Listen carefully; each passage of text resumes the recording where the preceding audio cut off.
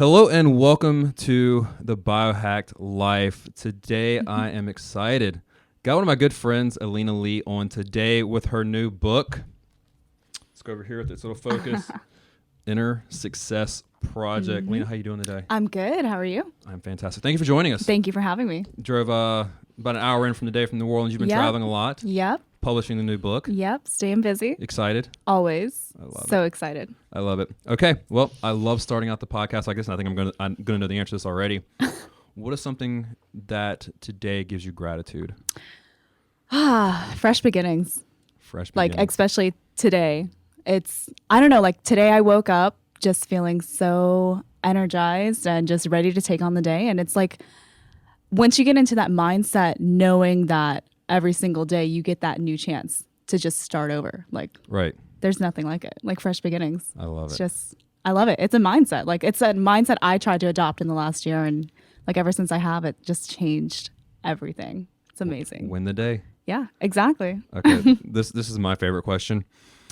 If you had to have a walkout song for life, Oh, what Lord. would it be? That's a tough one. God. This one always stumps people. Dang. Like a song like gets you going, gets you up. That like if you're going on stage to speak, a song you would walk out to. I mean, honestly, like it's a little inappropriate, but my favorite like rap song is "Break It Up." But Okay. I'm sure that gets you in the right frame of mind to go inspire some people. Right? No, I don't know. Like, God, let's see. What is that song by T-Pain? It's like something like I'm gonna win. Wow, how does it go? I don't know. The only one I'm thinking of is DJ Khaled. Maybe that's Ready to it. win. I don't know. I'm so bad at that. All right. Moving on. Moving on. So I think in order for people to understand the book, we need to hear the origin story. And yeah. I want to go back with this. I want to go back as far as you will let me go back. Oh, I'm an open book. I love whatever it. Okay. you want to know. Fantastic. That's where we need to go with this because I think they need to understand the evolution. Right. To understand why this book is so pivotal in your life now. Mm-hmm. So let's start out. What kind of kid were you growing up? I was the worst kid ever. Well, actually, so I was a good kid at first until I hit about 13. And then that's when it all started going downhill. Like, cause, I mean, I was always good. I was always smart growing up, good in class, like teacher's pet, did good in school, good grades, everything. And then I guess cause we moved around so much as kids because my dad was in the military. Mm-hmm. And when I hit 13, I don't know, I started hanging out with the wrong crowd, getting into a lot of trouble, experimenting with drugs, shoplifting, everything, running away from home, stealing cars. Yeah. Right. Probably something they could have made a TV show about. Probably. Yeah. What started that? Like, why did you rebel? I don't know. I mean, like my dad was a preacher, so I was always brought up with basically religion being religion and military. Religion and military, exactly. Like it was very structured, very strict, and I think like trying to be forced to be conformed into that, just like I felt like my life was being created for me.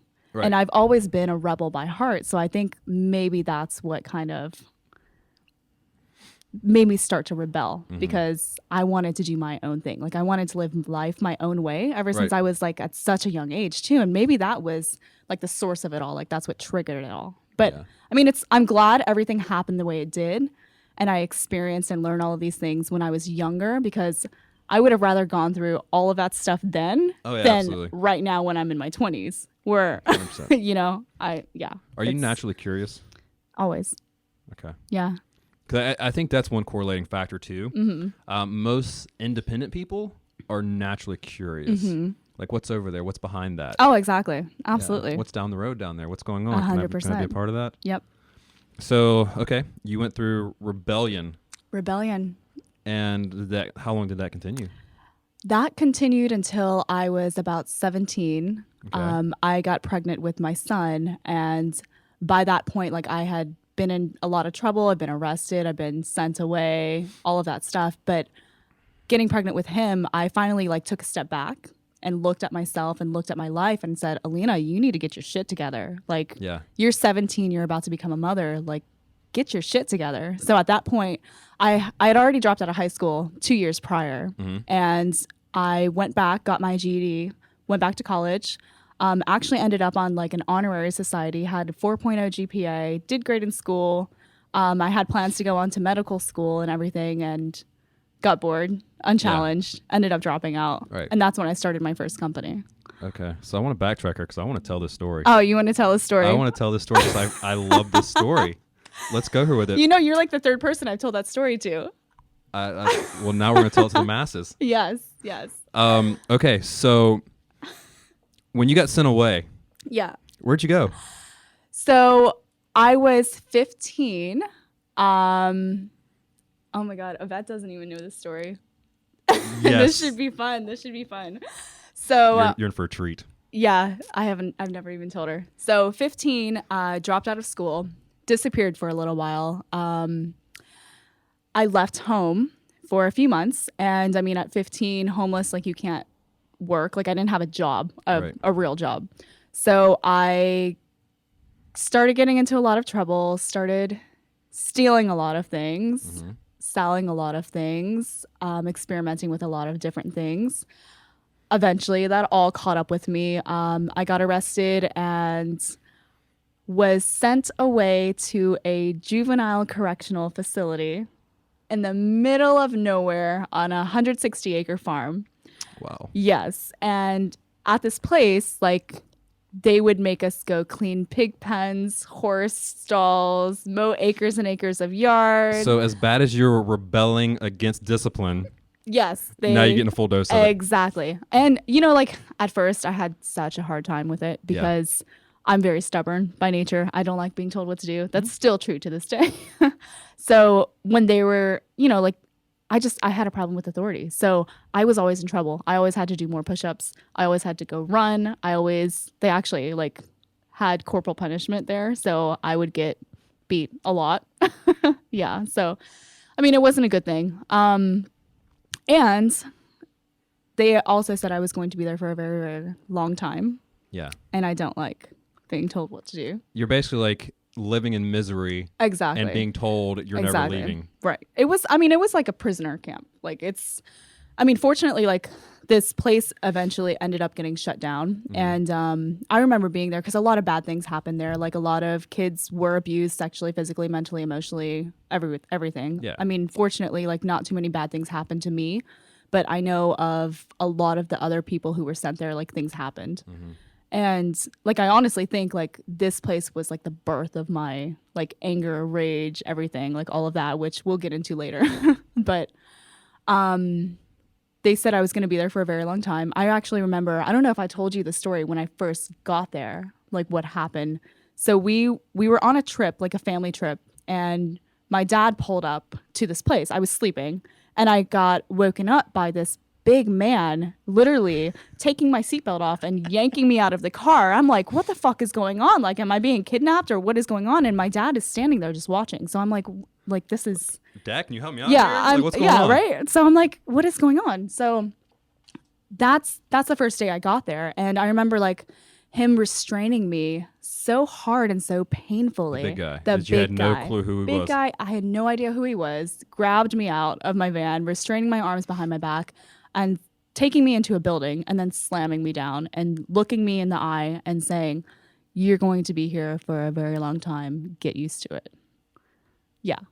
So imagine being a teenager and this is happening to you. Like it's complete state of shock. I'm sure. It was very scary. It's a very scary day. So they're taking like scared straight philosophy to a whole new level. Exactly. It's like scared straight, but no, we're actually gonna beat you in the process. Right.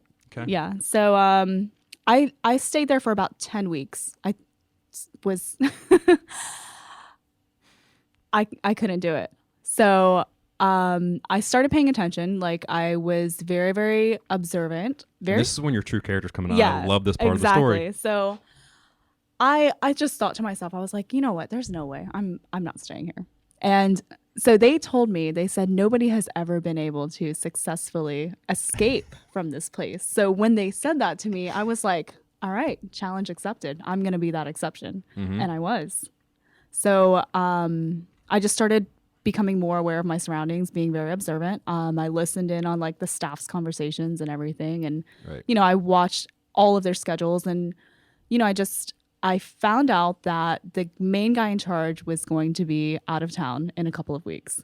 So every Sunday we would go into the city and they would have us like clean the church and, like do things. And so he wasn't going to be there that week. So I was like, okay, well, this is my window of opportunity. Like this could be my moment to get out. Absolutely. So, but I also knew I couldn't do it alone, so there was about 30 girls in our barracks and I started befriending each of them to see who I could trust to an extent. Right. So I eventually ended up picking 3 girls to come with me. A Spanish girl, just in case I needed somebody to translate, a bigger girl as a form of protection, and then another one as like a form of protection. The translator and the muscle. Right, the translator and the muscle. And you're the brains. Yep.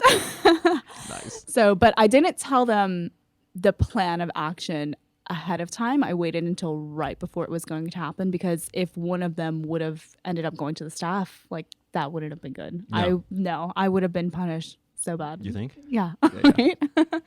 So the Sunday finally comes around. We're in the city going to the church and we're on cleaning duty this day. And I made damn sure that this would all work out perfectly. Mm-hmm. So there's a cleaning supply closet like in the back towards the kitchen that nobody ever like really checks out. So I gave them the signal. I was like, okay, it's our time. Like it's our moment. Great escape. Yeah. And we go back and we put the cleaning supplies away. And the week prior, there was a door leading out. So I made sure to keep that unlocked. Like I unlocked it the week prior, knowing that, okay, the next week we're going to, like, this is going to be our way out. So I give them the signal. They follow behind. Nonchalant. Like everything looks natural. No one knows anything's going on. And then all of a sudden we bust out of the door and just book it. Like book it. We start running. And then I look behind once to make sure that they're coming. And like all of the girls are behind me. And then you see like all the staff running from over here, like yelling at us. I'm like, oh, fuck. Like I'm going to run so fast. So we just keep running. And eventually like we ended up in like some state park or like, I don't even know. Like we were in the woods and eventually found our way home. And like and you're all wearing like uniforms. Yeah, we're all in like prison camp uniforms and it looks very suspicious. It literally looks like a scene from a movie. Yeah. Crazy shit. So you're an escape convict at this point. Yeah. So we end up, God, it's so crazy like going down this memory lane. We end up in some state park and I remember like hearing cars go by. So I'm like, okay, well, let's closer road. Let's keep following the noises. It was getting dark. Like we're all sweaty, we're all hungry, tired, scared, anxious, nervous, all of that. So we eventually like we just keep walking and eventually end up in this neighborhood. And it's not a good neighborhood. It's not a very safe place, the city that we were in. And we heard stories before about girls who have tried to escape. And one in particular kept coming to mind. And because I felt like, okay, so I dragged these girls into this plan. So it's my responsibility to make sure that they're safe. Right. So, but this one story, one girl escaped before and she ended up in a neighborhood nearby. And they found her in the backyard of somebody's home, tied up and raped. And the police went and arrested her and returned her to the program. And then when she returned to the program, she was still punished physically. I'm and sure, yeah. Yeah. Jeez, 'em. Right? So this You got that playing through your head the entire time. I have that playing through my head. So I'm like, I can't allow something similar like this to happen to these girls because I feel responsible for their safety because I dragged them into this. Yeah. So I'm like, shit. Yeah, so we eventually end up in the neighborhood and it's late at night, it's raining, and we see a guy standing in the street and he doesn't speak English, so there you go. Like I'm glad that You brought your I translator. brought the translator. So she goes and talks to him and asked him if we could use his phone. And he lets us, but we don't know who we could call, who we could trust, because what if they go to the police and they come pick Your us escape up convicts. and then we have to go back. So we're like, okay, well, we're just gonna skip that. And then he said, well, come inside, get out of the rain. So we did.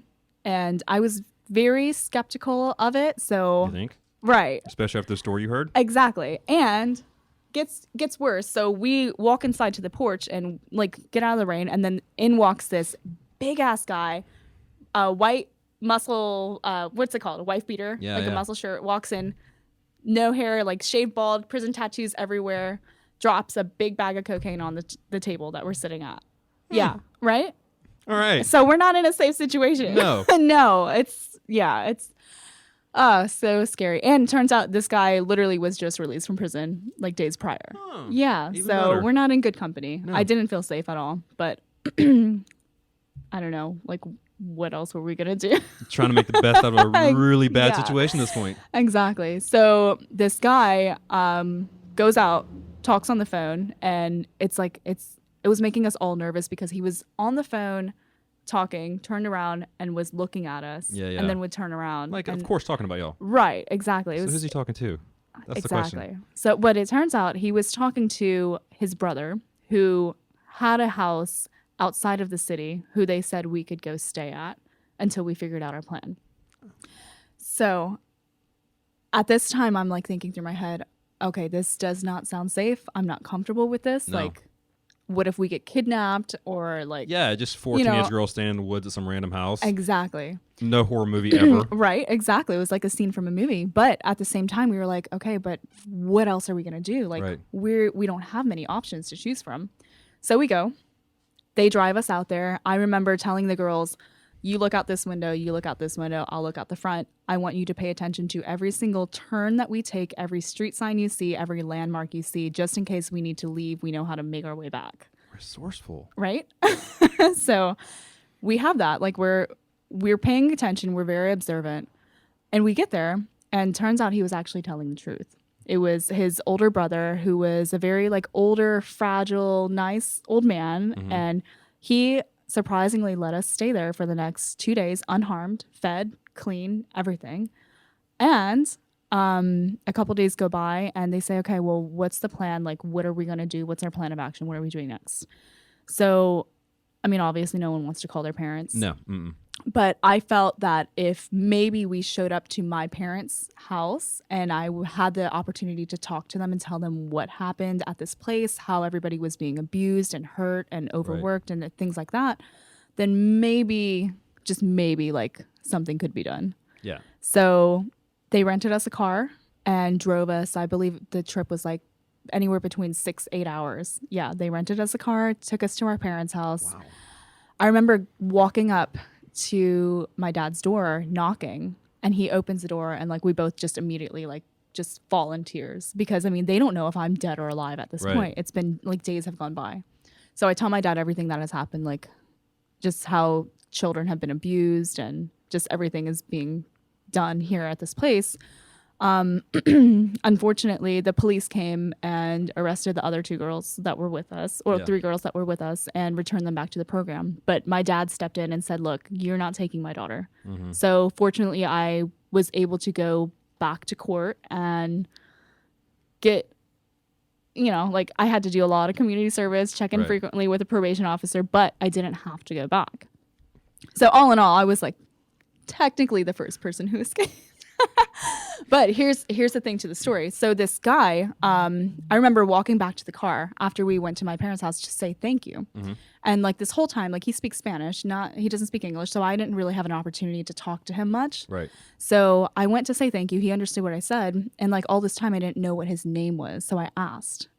And he said, my name is Angel. It means angel in English. Yeah, it does. And when he said that, like I just got like the most insane feeling, like chills ran through my whole entire 'cause somebody was body. definitely looking out for you. Right. And I was like, wow. It was just crazy. Wow.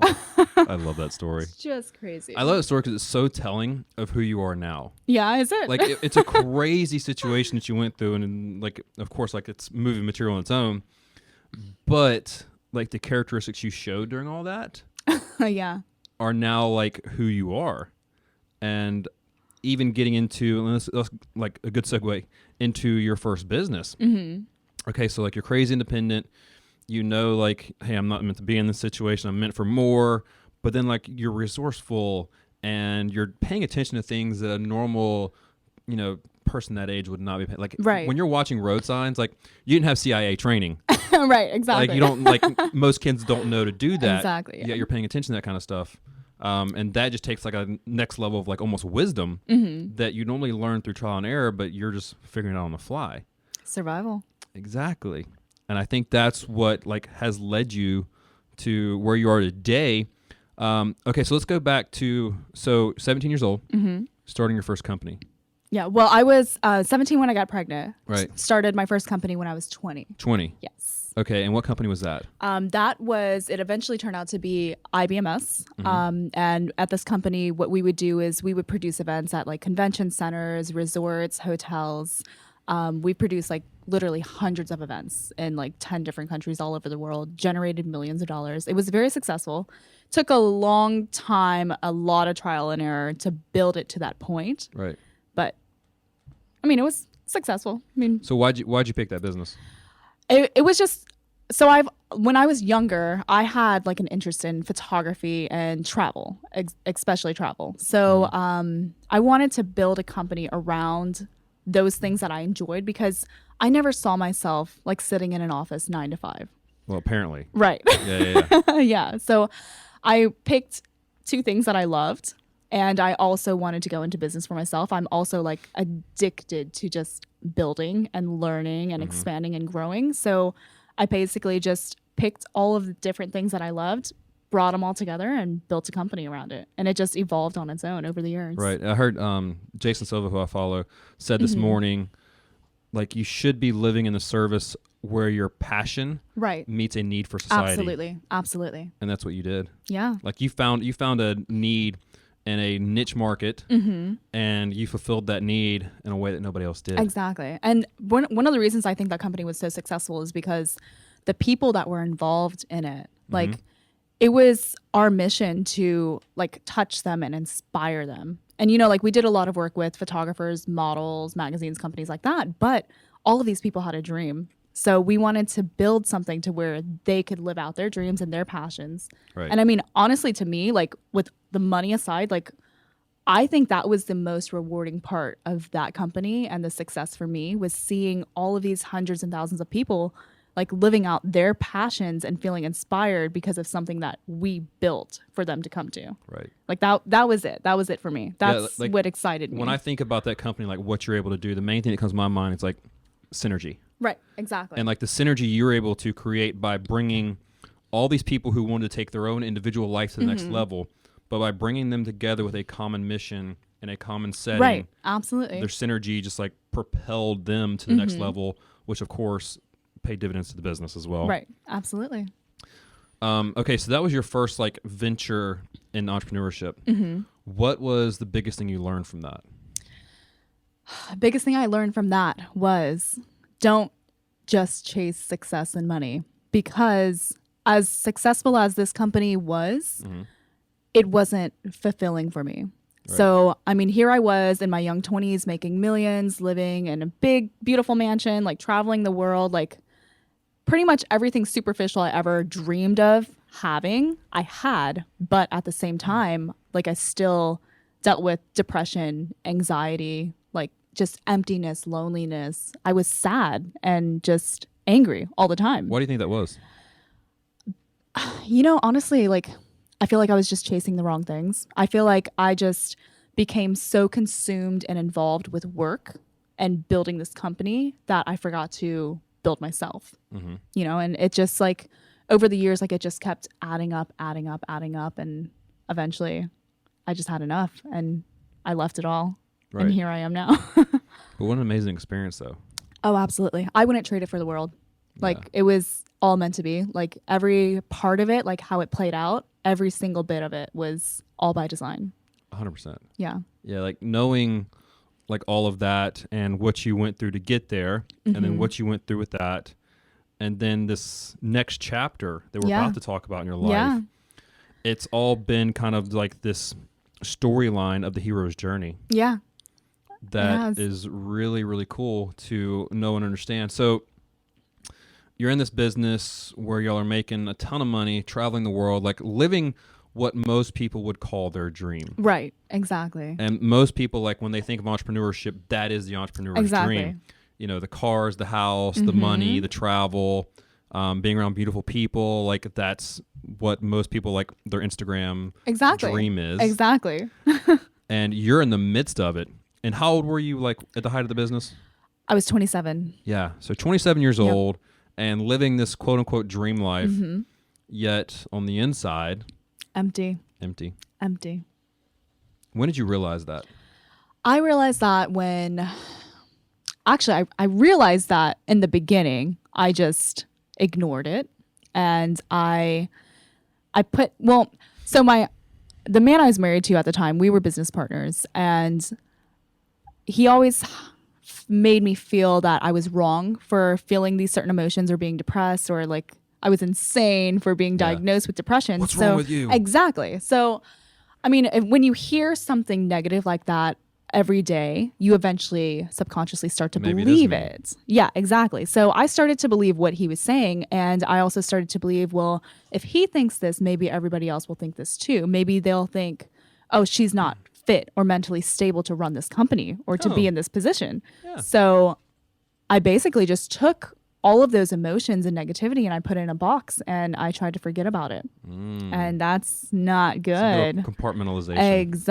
Exactly. So I realized it and became aware of it in the very beginning years, probably when I was 2021, shortly after we started the company. I just chose not to deal with it, which was the complete wrong thing to do because it just built and festered over the years. But finally, when, let's see, what year was it? I was in Costa Rica and I had like a come to Jesus moment. Like it just got to the point where it was enough. Like enough was enough. Like I was tired of waking up every day, being pissed off at the world, feeling empty inside. And I made a promise to myself leaving Costa Rica. I said, you know what? It was May of 2017. That's when it was. I said, Elina, you're going to start living your life the way you want to. You only get one life to live. You're no longer going to allow somebody else to shape it for you or to tell you what to do or how to live your life. Like you have to take control of it. You need to take charge. And at that day, like I made that promise to myself.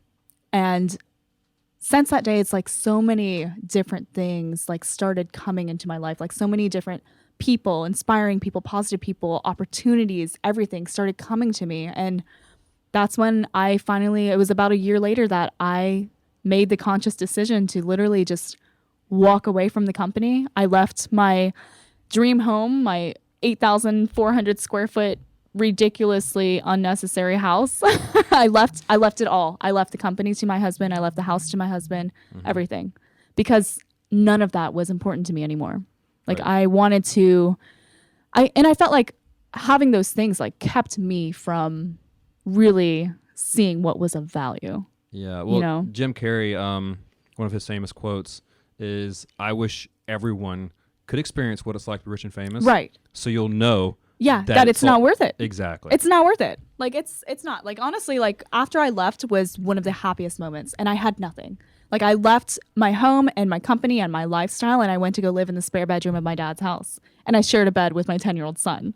Like I went from having everything in the palm of my hands to having nothing. Right. Like no money. I actually had to get on food stamps just to be able to live and eat and survive. And it's like, it's not everybody's ideal circumstance, but it was 100% necessary for me to experience firsthand so I could be humbled again. Yeah. I needed it. Like I needed every single part of that. I needed to live and struggle again to just, come back down to earth because I was here like just living in this alternate universe basically where you have everything at your fingers. Like I lost touch of reality is what I'm getting at. And like this conscious decision to walk away from it all brought me back. And I learned so much and I felt so good, like so free, so happy, so energized all the time. So that first night that you were laying in the bed with your son at your dad's house, what thoughts were running through your head? I'm free. You're free? Yeah. So what I'm trying to get at is how much fear was in your head at that point? None. Because there's not a situation that I can get in life that I can't get myself out of. Well, apparently you escaped convict. Right?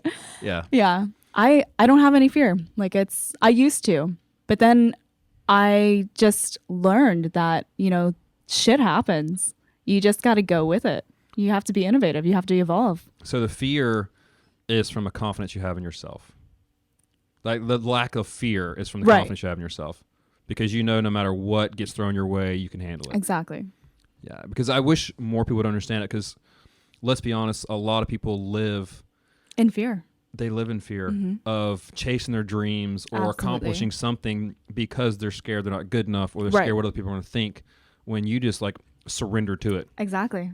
And that's the best thing you can do. It's like sometimes instead of trying to figure out exactly how you're going to do this, sometimes you need to just take a step back and not have a plan at all. And that ends up being the best plan that you could possibly have. I've been there a few times. Yeah. And to me, it was scary to me, just because I've never done that before. It was scary, just because I've battled like self-worth my entire life. Right. But the only way to alleviate that fear for me was to take action. Right. It's like, okay, absolutely. Boom, you've struggled, you've done this, now just take action. And the thing about you is, from an early age, you were an action taker.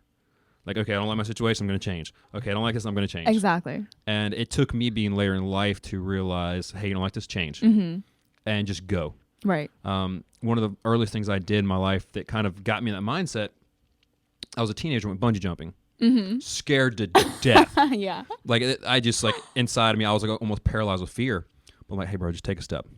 Just take one step. You'll be off this thing. You're going to do this. And, like, you just it's something you have to do. Absolutely. And you don't have that fear. No. And I love that. Yeah. It's like, there's a saying, I actually just saw it like on my Instagram this morning. Like, you jump off the cliff and you build a plane on your way down. Yeah, I actually read the same quote. Yeah, did you? Yeah.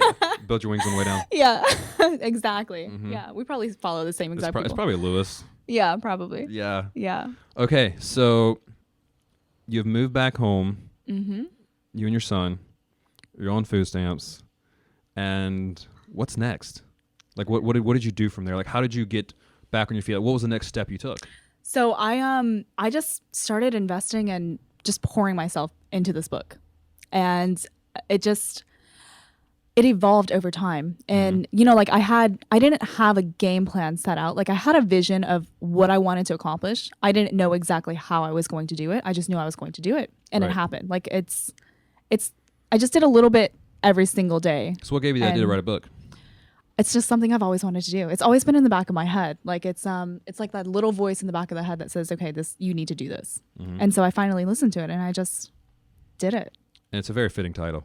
Yeah, The Inner thanks. Success Project. Right? Yeah, it's knowing your story, and I think that was why I wanted to tell your story today, to know the importance of the origin of why the book is what it is. Right.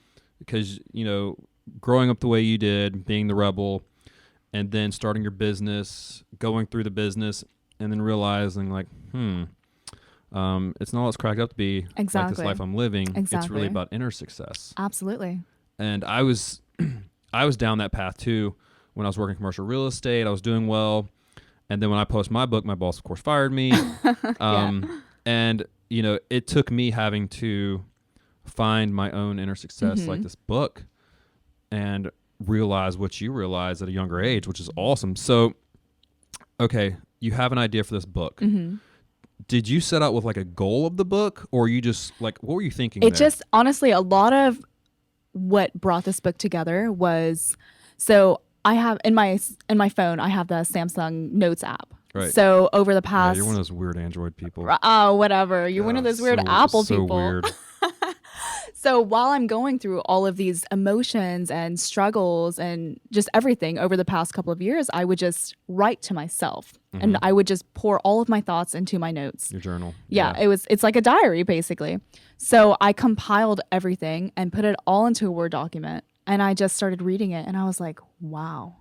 Like it literally did the work itself. Like, I wasn't aware of it over the past couple of years, but I was writing a book. I was writing my story. So I compiled everything. And the reason I made it into a 30-day journey, a 30-day guide, is because it was the 30 days after I left my company and my home that I feel like I truly found myself and I understood like the real value and real importance of life. So that's why I turned it into a 30-day complete guide to it. What was that moment like? Oh my God. You can't even explain it in words. You really can't. You can't. It's just amazing. It's something that I hope and wish that every human being on this planet can experience one day because it's just so exhilarating. It is. I relate it to be like being truly free. Yeah, you feel complete. Like it's You feel free from societal norms, cultural norms. exactly Who you thought you were supposed to be, right. who you thought your parents, want you to be. You're just free to live in your authenticity. Exactly. And whatever that means. Yeah. Like I know that like I'm a weird dude. You have your idiosyncrasies. Like we're all like weird people. Right. When you like really live in your authenticity. But being able to just like be unapologetic of that. Exactly. Oh my God, it's freedom. Oh, absolutely. And everybody should experience that. Everybody deserves that.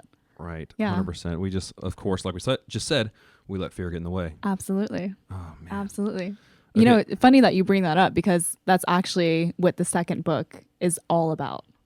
Basically, fuck what they think. You're already writing book number 2? Yeah. I love it. I never stop. I love Always it. climbing. Yeah.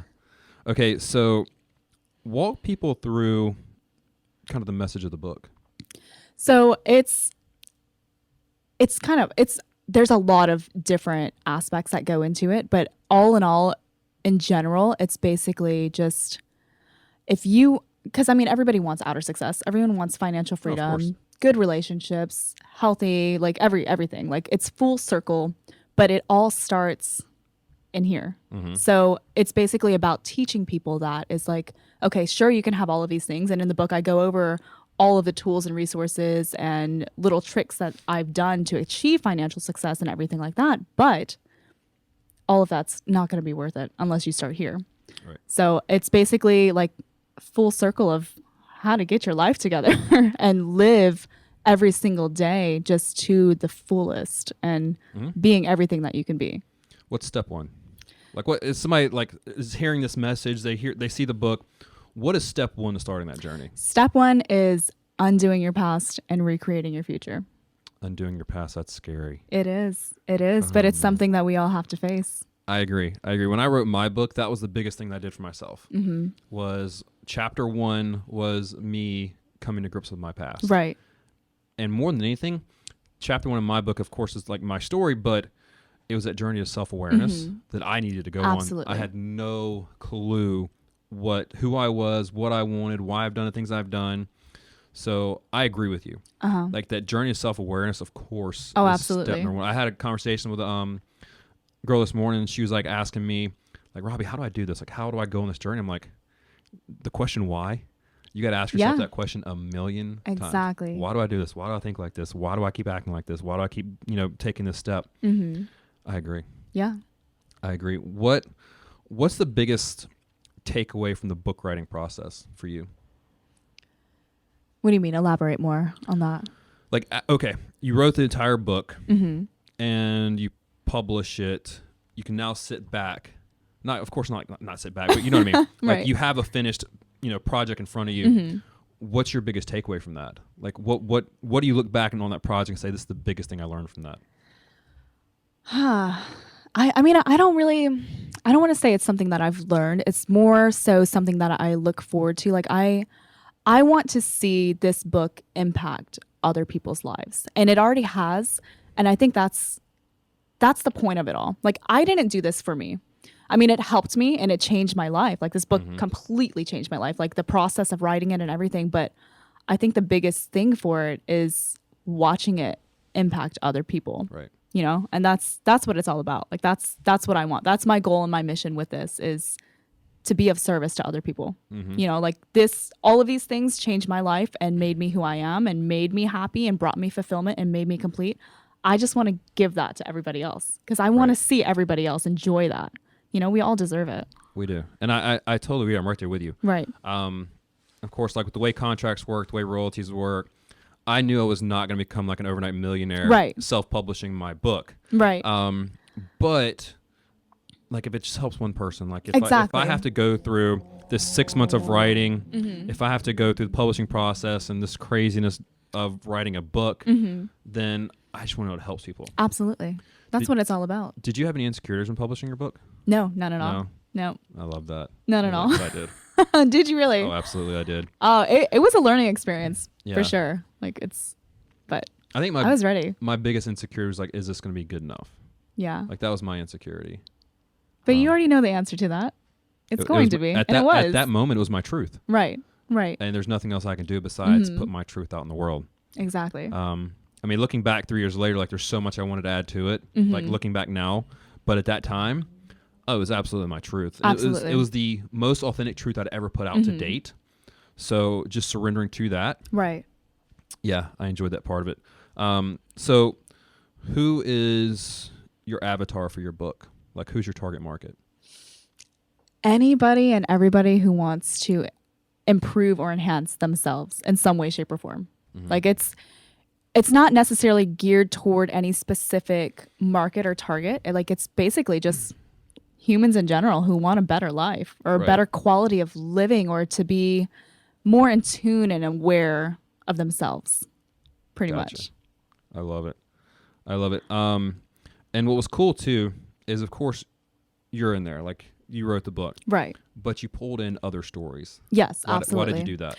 Well, so over the past year, I've been talking to a lot of other successful people, just to, just for myself, just to be self-inspired and hear other stories of how other people did it. And God, some of the people I came across, you included, just the stories were just so powerful that I felt, okay, well, I have a story, but I want to pull these people in too. So, because maybe my story is not going to relate to everybody who reads the book, but I try to cover as many different avenues and things, so whoever's reading the book can find some kind of way to relate to it. And some of these stories are just so powerful, so moving, and so changing. And God, it just wow, brings chills to your bones. That's one thing I love about the world that me and you live in. And what I mean by that is the personal growth mindset, positive world.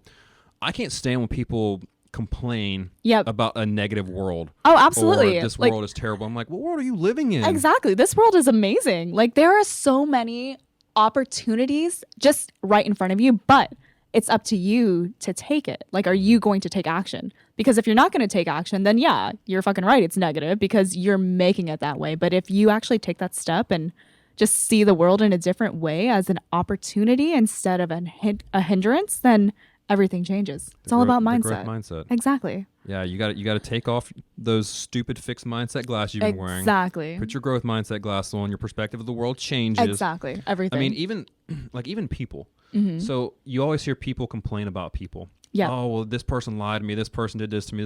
I'm like, so change your circle. Exactly. There's nothing there's no law out there that says you have to hang out with that person. Exactly. There's no law that says they have to be in your life. Right. Even if it's a spouse or your best friend or, a brother, sister, mother, father, there's nothing in the law that says they have to be in your life. Exactly. That's a conscious choice you're making. Absolutely, 100%. If I have to listen to one more person complain about social media, right, I'm like, well, no crap, your social media is negative because look who you follow. Exactly. You're like me on social media. I'm following nothing but these positive, uplifting, motivational people. I go to my social media for positivity. I do too. I do too every day. And so many people are like, oh, I can't stand going on social media because everybody just gets on there, complains and whines and talks about the people. I'm like, man, who are you following? Because every time I go on my social media, I end up pumped, inspired, energized, positive. And it's social media, so you're literally choosing who to follow and unfollow. And there's a magical block button as well. You're in control of that. Exactly. I love snoozing people. Yeah. If I don't want to block somebody, I'm like, hey, maybe they'll be in a better mood in a month. I'll snooze them for 30 days. And hopefully when they start popping back up, they're in a better mood. Right. But yeah, I mean, so much of this world is, I just call it self-authoring. Absolutely. You literally get to be the movie producer of your movie. You're in control. You're in the driver's seat. You're picking the playlist with the music you listen to. Right. You're picking the scene that you're in that's all around you. You literally choose where to go every day. You pick the cast. Absolutely. You pick the people that you want to be in your movie, and every day with every choice you're making, you're literally writing the screenplay. Exactly. So when you start looking at life like that, I really do have control. Yeah. But so many people Yep. Oh, well, this is just my life. Yep. I I'll was just born settle. this way. I know. Oh God. Yeah, I know. What piece of advice would you give someone that's at that sticking point where they know they're meant for more, but they're having a hard time crossing that threshold? Just take the jump. Just do it, because if you sit there and analyze it, think about it, you're going to talk yourself out of it. Right. So you just take the jump. Just do it. Like, Yeah. don't question yourself. Don't say, why am I going to do this? Blah, blah, blah, blah, blah. Because then you'll just start with this endless list of things, and then you'll talk yourself out of it and you'll never do it. So just take the jump. That's what I did. Your brain is built for survival. Exactly. So when you go to take that jump, your brain is going to tell you all the reasons why you need to crawl back in your comfort zone. Right. Because that's what it's built to do. Exactly. But that's just it trying to protect you. But nothing great ever comes from a comfort zone. Exactly. And I was talking to somebody this morning about like why we're here on this earth. Like, we're here on this earth to improve ourselves so we can improve those around us. Right. And most people won't get out of their own way to do that. Like, they're so consumed with their own ego that they never think that, hey, you know what? I could live for someone else. Right. Like, I could live for the service of other people, but I have to fix myself first. Exactly. Exactly. I love it. I love it. Okay, so what do you want people to be? What do you want the takeaway of this book to be? I want people to read this book and just be inspired to be a better them. Like, I want them to read this and just want to enhance themselves, like just grow, expand, learn everything. Because that's what it's all about. I mean, like, we're not put on this earth to just be mediocre. No. Like, we're put on this earth, and as humans, like, we're unlike any other being. Like, we have the capability to learn, grow, evolve, change, adapt. What else can do that? Right. Like, what other creature can do that? We do. So I want people to just understand, like, you know, if you don't like something, change, learn, evolve, grow. Like, you have that opportunity and that power to do so. So just do it. Yeah, I mean, we're the only species in the world that has the capability to, like, envision your future. Exactly. Exactly. So in envisioning your future, hey, like, that's, and even in envisioning your future is still going to be 10 times greater. You have the potential to have a 10 times greater future than even the wildest thing you can imagine. Absolutely. Just the only thing separating you from actually doing it is the broken BS in your head. Yeah, and action. Like, and the broken BS is your belief system. Exactly. Like, your belief system and thinking that you can. You have that belief system, which I love about you and I admire about you. And speaking of belief system, what's next? So there's a lot of things. I know. Your hamster's always right? running. Well, I'm one of those people. I can't stay still. Like, I'm only gonna have like 80 years or so. Like, so I want to get everything. That, yeah, I hope so. I want to accomplish as much as I can and change as many lives as I can. So I've already started on my second book. But this next year we are going to do an Inner Success Project Life Mastery Retreat. And we have plans and action for it to be a 5-day cruise it's from Miami to Key West to Cozumel, back to Miami. And on this cruise, like, we're going to have speakers, coaches, everything. Like, It's literally like a life makeover thing for like-minded people to come together, or just people who want to enhance themselves in any way, shape, or form, to come together, get inspired, get energized, meet other people, network, and leave just feeling like they're ready to take on the world. Yeah. You know, because that's like, oh, that feeling is addictive. And you know this. Oh, yeah. I want everybody I come across to be able to experience that. So we're going to be doing this cruise annually. I'm also going, I haven't even told you this plan yet. I'm relocating to Fort Lauderdale in about 2 months to go operate 2 businesses and start a nonprofit. And it's my mom's always had this dream, so I want to help her bring this dream to reality. It's a Korean cultural nonprofit program. Okay. So I'm going to help her with that. And what's the purpose of it? You know, honestly, I really don't know, but it's her dream. It's mom's dream. And I have the resources and things to help her bring that to life. So that's my thing. And then I'll let her do her thing. Right. Right. Yeah. You're basically like helping her support her dream. Right. Exactly. Yeah. People helping people. Yep. I love That's what it's about. Okay. So how can people get involved in the Inner Success Project? We have social media, website, or, I mean, message me. Like, that's the thing about me, is if people send me a message, I'll respond. personally. Like I have people who just, I mean, they want to talk or they have a problem. Like I'm here. Like Right. we're all like family, you know, complete strangers. Like, so I mean, they could just go to the website, Facebook, Instagram, anything. So website is just Yep. innersuccessproject.com. Innersuccessproject.com, and all of our social media handles are Inner Success Project. Man, good job getting all that. Yeah, keep it simple. Cross branding, love it. And what are all the ways people can get involved besides just messaging you? Like, Right. Well, they can attend the events. We're also planning on doing smaller like speaking arrangements around the country pretty soon. Like that's our next project, our next step, our next phase. So they can attend those or just come on the cruise and let's have fun. Follow the Change journey. our lives. Exactly. Yeah, I love the cruise idea because you have so many like great events around the country, but they're like a weekend event. Right. With, right.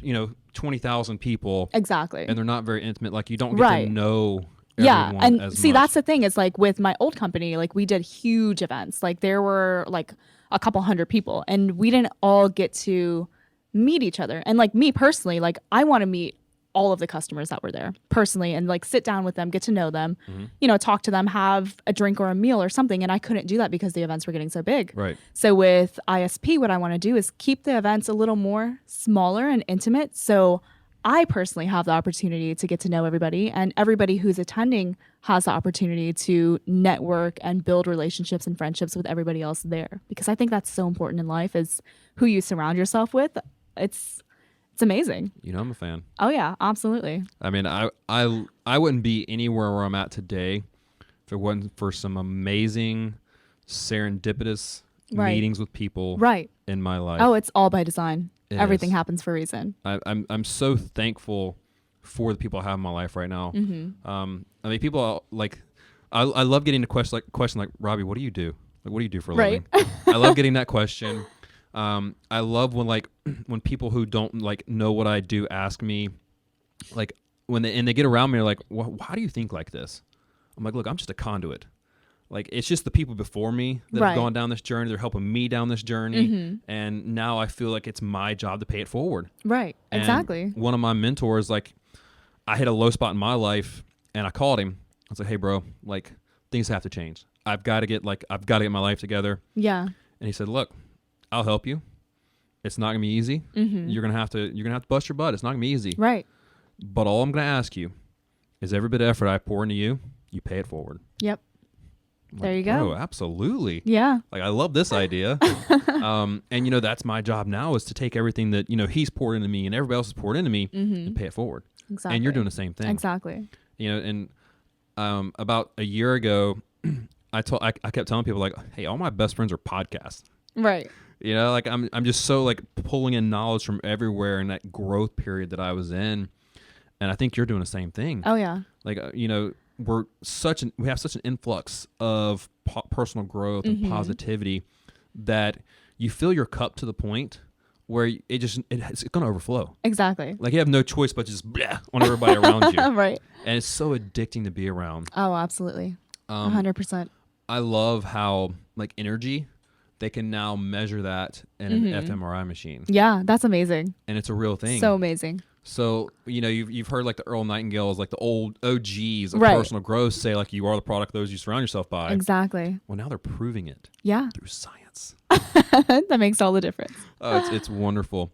Okay, so everybody go follow Inner Success Project. Yep. Also, go follow this amazing lady. Where can people go follow you? I'm on Instagram. My handle is official Elina Lee. Official. Yeah, I know. Well, official. Elina Lee was taken, so because I wanted to keep it simple, but yeah.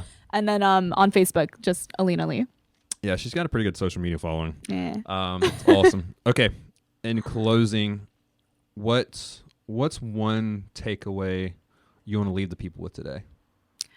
Just remember you only live one life, and live that life to the fullest, no matter what. Despite anybody else's opinions of how you think they may feel about you, it's your life. And we have the power to take control of that. Amen. Yeah. It's one of my biggest fears is not dying. It's not living. Exactly. Yeah. It's dying without living. Exactly. That's my fear. Exactly. I like, hey, I know where I'm going. I'm cool with that. Mm-hmm. And if I get taken tomorrow, like, it is what it is. Right. But my fear is like dying without fully utilizing my gifts. Absolutely. 100%. Without being in service up to my potential. Yeah. That scares me. Absolutely. Which is why, like, people like me and you, like, we're going to live every day to the fullest. Oh, absolutely. And we're going to go help as many people as we can. Mm-hmm. I love it. So thank you for coming on today. Oh, thank you for having me. I really appreciate it. It's always a pleasure. We managed to keep it under an hour. Oh, really? Yeah, we managed to keep it under an hour. So, guys, thank you for watching today, and thank you for listening on the podcast. This has been the Biohacked Life. For more, please check out the Facebook tribe, guys. Biohacked Life on Facebook. Check this girl out. She's doing some amazing things, helping a lot of people. But please like and share the podcast, guys. Leave us a review. Feel free to reach out on Messenger. By the way, merch is officially available now on the website, robbydangelo.com. So go pick it up there. And ultimately, if you'd love to support the podcast, drop us a note and support the Rise Up Health Initiative, where we are fighting hard to improve the mental health in our schools. Guys, that is the ultimate mission of the Biohacked Life. So once again, thank you for coming on today. Thank you. And guys, in the meantime, go love, serve, and change the world. Yes.